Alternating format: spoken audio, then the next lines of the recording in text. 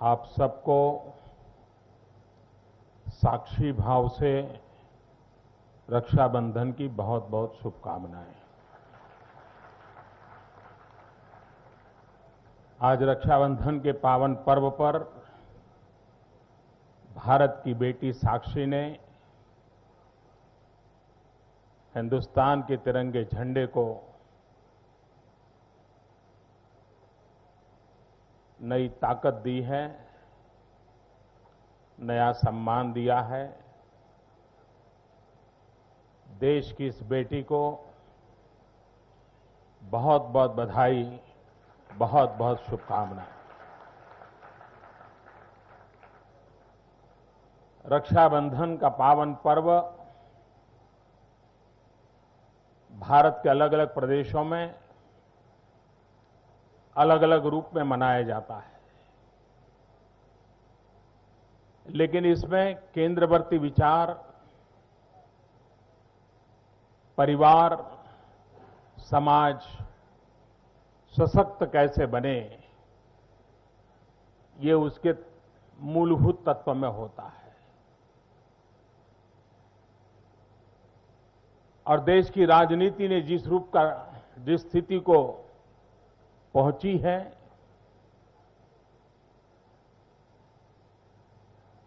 देश की ताकत बढ़ते बढ़ते विघ्न संतोषी लोगों की भी हरकतें जरा बढ़ती हैं। ऐसे समय समाज और अधिक सशक्त बने, समाज और समरस बने, हर कोई हर किसी की रक्षा के लिए अपनी जिम्मेवारियों का निर्वाह करें, व्यक्तिगत एवं सामाजिक जीवन में अनुशासन का पालन करें, अपनेपन का दायरा नित्य निरंतर विस्तृत करते चले,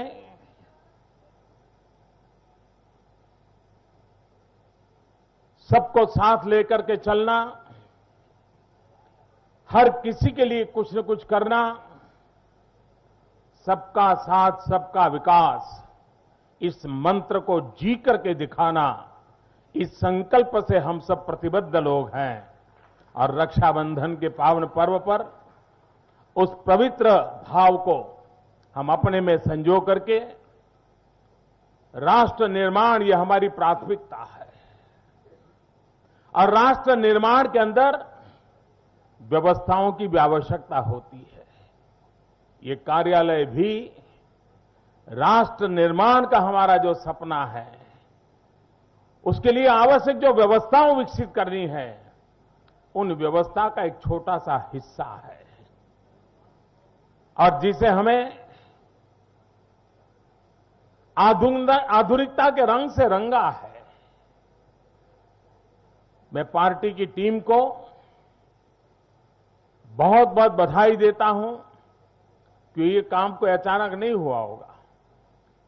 लंबे समय से चर्चाएं चली होगी, आवश्यकताओं का विचार हुआ होगा, भविष्य में क्या जरूरत पड़ेगी इसका अंदाज किया गया होगा, रिसोर्स की क्या स्थिति है उस पर सोचा गया होगा, और आने वाले कई वर्षों तक ये व्यवस्था सुचारू रूप से चले, सारी बातें सोच करके इसकी रचना की गई है। मैं इस कार्य के लिए टीम को बहुत बहुत अभिनंदन करता हूं।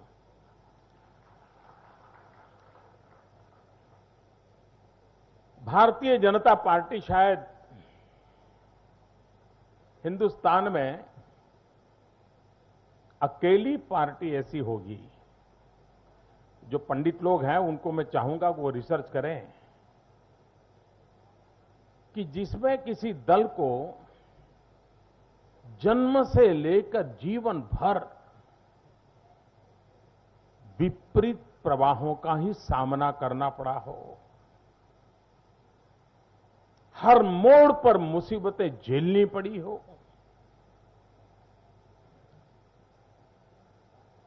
हर प्रयास को बुरी नजर से देखा गया होगा, परखा गया होगा, और इसलिए शायद अंग्रेजों के जमाने में भी कांग्रेस पार्टी को इतने विपरीत प्रवाह से गुजरना नहीं पड़ा होगा जितना हमें पिछले 50-60 साल तक लक्षावधि कार्यकर्ताओं को गुजरना पड़ा है।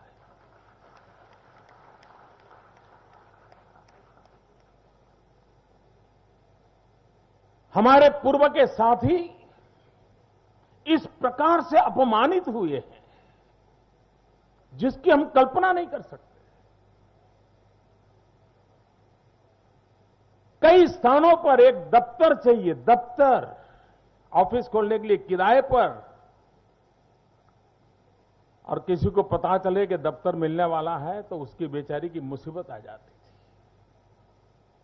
अभी कल बंगाल में चुनाव हुआ, कलकत्ते में भारतीय जनता पार्टी के उम्मीदवार को अगर कोई ऑफिस खोलने के लिए देता था तो उसकी बेचारी का जीना मुश्किल कर दिया जाता था। शायद हिंदुस्तान में आजादी के बाद किसी एक दल ने जितने बलिदान दिए हैं, शायद किसी राजनीतिक दल ने इतने बलिदान नहीं दिए। हमारे सैकड़ों कार्यकर्ताओं को इसलिए मौत के घाट उतार दिया गया क्योंकि वे उस राजनीतिक चिंतन से जुड़े हुए नहीं थे जो भारत में व्यापक रूप से प्रचारित था। ये बलिदान कम नहीं है और इसलिए हम सरकार में हो या संगठन में हो, हर कदम पर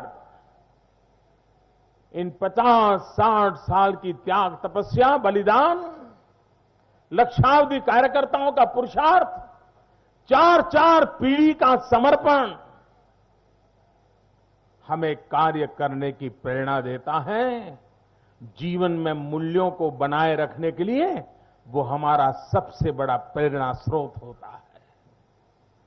उसी से प्रेरणा लेकर के हम काम कर रहे हैं और इसलिए ये कार्यालय का निर्माण सिर्फ इमारत नहीं है, उन लक्षावधि कार्यकर्ताओं के पसीने की उसमें महक है।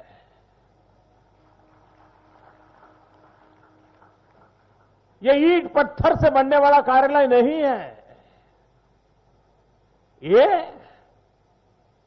लक्षावधि कार्यकर्ताओं के तपस्या का एक तपोभूमि के रूप में उभर करके आ रहा है। और इसलिए इसकी पवित्रता, इस भवन का समर्पण भाव सिर्फ राजनीतिक हितों के लिए नहीं, सिर्फ और सिर्फ राष्ट्र के हितों के लिए समर्पित रहेगा। और इसलिए इस रक्षाबंधन के पावन पर्व पर जिस दल के पास 11 करोड़ सदस्य संख्या हो, तब वैचारिक प्रशिक्षण, कार्य का प्रशिक्षण, कार्य संस्कृति का प्रशिक्षण, ये बहुत बड़ी चुनौती बन जाता है। क्योंकि हम भीड़ नहीं, संगठन के लिए लोग काम करने वाले लोग हैं। भीड़ तो कोई भी ऐसा लोक लुभावनी बात कर दो, भीड़ तो मिल जाती है, लेकिन हर कठिनाइयों में टिकने की ताकत वैचारिक अधिष्ठान से मिलती है। कंधे से कंधा मिलाकर के काम करने की कार्य संस्कृति से मिलती है। एक वक्त था जब जन आंदोलन बहुत हुआ करते थे, पार्टी के कार्यकर्ताओं को महीनों तक जेलों में रहना पड़ता था। साथ साथ जीने का, साथ साथ काम करने का, साथ साथ दौरे करने का एक सहज अवसर होता था। और उसके कारण हमारी कार्य संस्कृति का संक्रमण सहज होता था। एक पीढ़ी दूसरी पीढ़ी को अपनी कार्य संस्कृति को सुप्रत करके जाती थी। अगर कुशाभाऊ के साथ मुझे काम करने का सौभाग्य मिला तो कुशाभाऊ की कार्यशैली को सीखने समझने के लिए मेरे लिए बड़ी सहजता थी। अगर भंडारी जी के साथ कार्य करने का मुझे सौभाग्य मिला तो भंडारी जी की कार्यशैली क्या थी, किन बातों की प्रायोरिटी थी, उसको समझने का मुझे सहज अवसर मिला था। आज हमें उस अवसर को खोना नहीं है, उसको और अधिक गहरा करने की आवश्यकता है, और अधिक जीवंत करने की आवश्यकता है। और साथ साथ भारतीय जनता पार्टी अब सिर्फ हिंदुस्तान में राजनीतिक दलों की स्पर्धा का विषय मात्र नहीं है। वो चुनाव में करना है, करेंगे, लेकिन विश्व के सामने, लोकतांत्रिक देशों के सामने, लोकतांत्रिक राजनीतिक संगठन क्या होता है, परिवारवाद से मुक्त संगठन क्या होता है, आदर्शों से समर्पित संगठन क्या होता है, स्व से लेकर के समष्टि तक की यात्रा करने के लिए कार्यकर्ताओं की श्रृंखला कैसे काम करती है, इसका एक उत्तम उदाहरण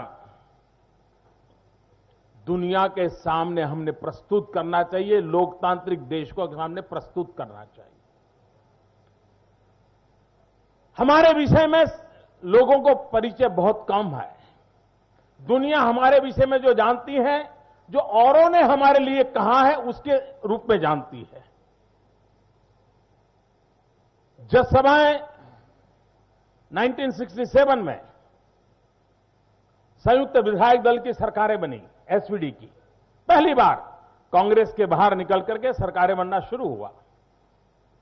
मध्य प्रदेश में एसवीडी की सरकार बनी, जनसंघ का नेतृत्व रहा, तो दुनिया के कई देशों को अचरज हुआ था कि ये लोग सत्ता तक कैसे पहुंच गए, ये कौन लोग हैं, क्या तौर तरीका है।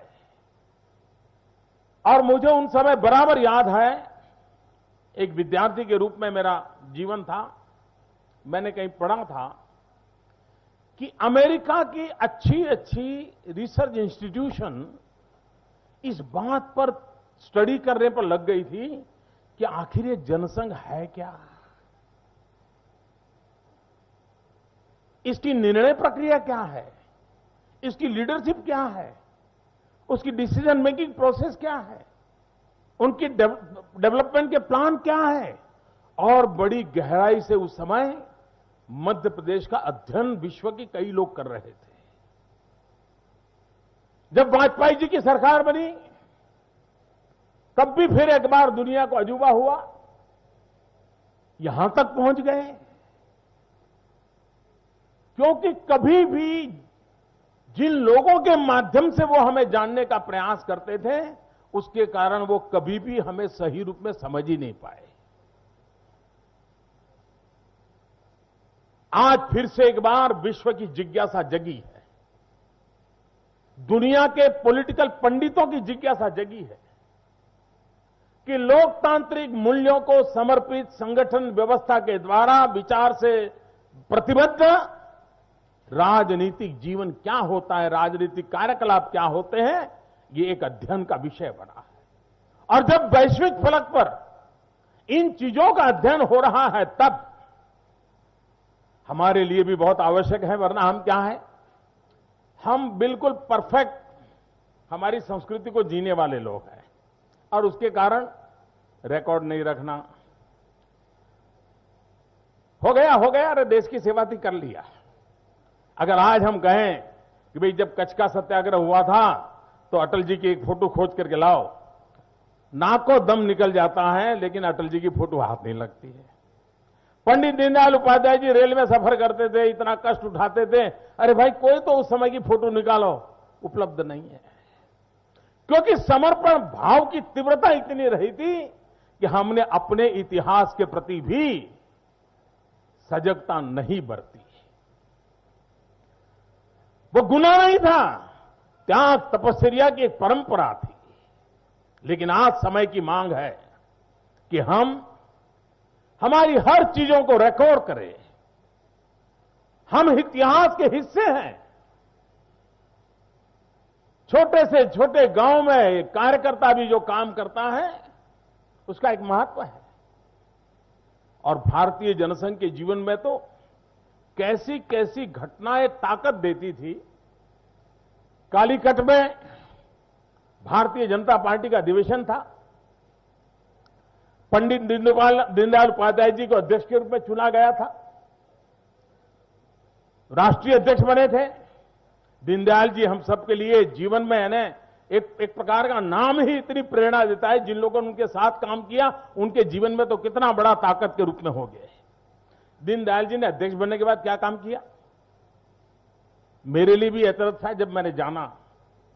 गुजरात के अंदर भावनगर जिले में बोटाद नाम का एक छोटा सा नगर, और उस नगर में जनसंघ म्युनिसिपैलिटी में बहुमत से जीत गया। पूरे हिंदुस्तान के लिए भावनगर जिले की बोटाद की एक छोटा नगर पालिका का विजय पूरे हिंदुस्तान की बीजेपी की आन बान शान बन गया। इतना ही नहीं, स्वयं राष्ट्रीय अध्यक्ष पंडित दीनदयाल उपाध्याय जी बोटाद आए, जनता का अभिनंदन किया, कार्यकर्ताओं का धन्यवाद किया। वो दिन देखे हैं हम लोगों ने। एक म्युनिसिपैलिटी में, शायद हिंदुस्तान में जितनी जमानतें हमने जब्त करवाई है, कोई दल नहीं होगा ये रिकॉर्ड करने वाला भी। ये जमानतें जब्त होती ऐसा नहीं है। दल के लिए समर्पण का भाव होता है, तब जमानतें जब्त होते हुए भी मैं विचार के लिए जीऊंगा, विचार के लिए जूझता रहूंगा। ये माजा इस कार्यकर्ताओं ने पैदा किया हुआ है, तब जाकर के पार्टी। आप कल्पना कीजिए, हिंदुस्तान के राजनीतिक जीवन में क्या लेना पाना बनने की इच्छाएं नहीं रही होगी? क्या और दलों से भारतीय जनता पार्टी के कार्यकर्ताओं की कोई लुभावनी बातें नहीं पहुंची होगी? क्या इस देश में कोई नहीं हुआ होगा जिसको कभी ये मन कर गया होगा, यार अटल जी हमारे यहां आ जाए तो बहुत अच्छा होगा, अडवाणी जी हमारे यहां आ जाए तो बहुत अच्छा होगा, डॉक्टर जोशी जी हमारे दल में आ जाए तो बहुत अच्छा होगा, उत्तर प्रदेश में अगर हमें इनकी मदद मिल जाए तो ये फायदा हो? क्या नहीं हुआ होगा? सब कुछ हुआ होगा। हर किसी ने कोशिश की होगी, लेकिन ये भारतीय जनता पार्टी का नेतृत्व है। विपक्ष में पड़े रहेंगे तो पड़े रहेंगे, लेकिन विचार के लिए जिएंगे, ये करके दिखाया। गुजरात में 3 एमएलए थे बीजेपी जनसंघ के, उसमें एक हरि सिंह भाई गोहिल करके थे। राज परिवारों से उनका बड़ा निकट नाता रहा था। भारत के एकीकरण के समय वो बड़े सक्रिय रहे थे, आयु भी बड़ी थी। हम लोग उनके बड़े निकट थे। बहुत ही मृदु, बहुत ही प्रेरक जीवन था। गुजरात में राज्यसभा का एक चुनाव आया। उस राज्यसभा के चुनाव में कुछ वोटों की जरूरत थी। किसी दल को तो उनको सारे लोग जीत जाए ऐसी संभावना थी। एक नेता हरि सिंह भाई को मिलने गया, ये कहने के लिए कि साहब अगर आपके 3 वोट हमें मिल जाए तो आपको ये चाहिए तो ये मिल जाएगा, ये चाहिए तो मिल जाएगा, ये चाहिए तो मिल जाएगा। वो 15 मिनट तक उनको समझाते रहे और हरि सिंह दादा ने उनको कहा कि मेरा जीवन मेरी तपस्या आज मिट्टी में मिल गई तो वो चौंक गया। उसने कहा, मैं हरि सिंह जनसंघ का नुमाइंदा और तेरी ये हिम्मत मुझसे ये ऑफर लेकर के आने की? दोस्त तेरा नहीं है। शायद मेरी तपस्या में कोई कमी रह गई। आप कल्पना कर सकते हैं, इतनी सारी चीजें सामने पड़ी हो और एक कोने में 3 एमएलए को लेकर के बैठा हुआ एक कार्यकर्ता उन आदर्शों के लिए राजनीतिक परिस्थिति पर दोष नहीं देता है। वो कहता है, शायद मेरी तपस्या में कोई कमी हुई कि तुमने मेरे दरवाजे तक आने की हिम्मत की है। खैर, उन्होंने माफी मांग करके जो आए थे वो सज्जन चले गए। मेरा कहने का तात्पर्य यह है कि देश के हर कोने में ऐसे लक्षावधि कार्यकर्ताओं के त्याग, तपस्या और समर्पण की कथाएं हम सबके लिए प्रेरणा देती है। और ये पार्टी किसी नेता के कारण नहीं बनी है। ये पार्टी किसी प्रधानमंत्री के कारण नहीं चली है। ये पार्टी किसी मुख्यमंत्री के कारण नहीं चली है। ये पार्टी लक्षावधि कार्यकर्ताओं के कारण चली है, उनके त्याग, तपस्या के कारण चली है और तब जाकर के हम आज इस ऊंचाई पर पहुंचे हैं। उन्हीं कार्यकर्ताओं का सामर्थ्य बना रहे। कार्यकर्ता हमारा इस बदलाव का सच्चे में एक एजेंट है। अपने जीवन के द्वारा बदलाव लाने में वो अपनी भूमिका अदा कर रहा है। आज रक्षाबंधन के पावन पर्व पर ये भवन का निर्माण, उसमें और नए रंग रूप भरेगा और नई ताकत भरेगा, आधुनिकता का ओज मिलेगा। मैं फिर एक बार अमित भाई को, उनकी पूरी टीम को और जिन जिन महापुरुषों ने इस पार्टी को चलाया है, जीवित हो जीवित नहीं है, उन सबको आदरपूर्वक नमन करते हुए आप सबको बहुत बहुत शुभकामनाएं देता हूं। बहुत बहुत धन्यवाद। स्वामी सामान्य रीते संत परंपराમાં गुरु शिष्य बनावे एक क्रम सदियों से चालू आ रहा है। और प्रमुख स्वामी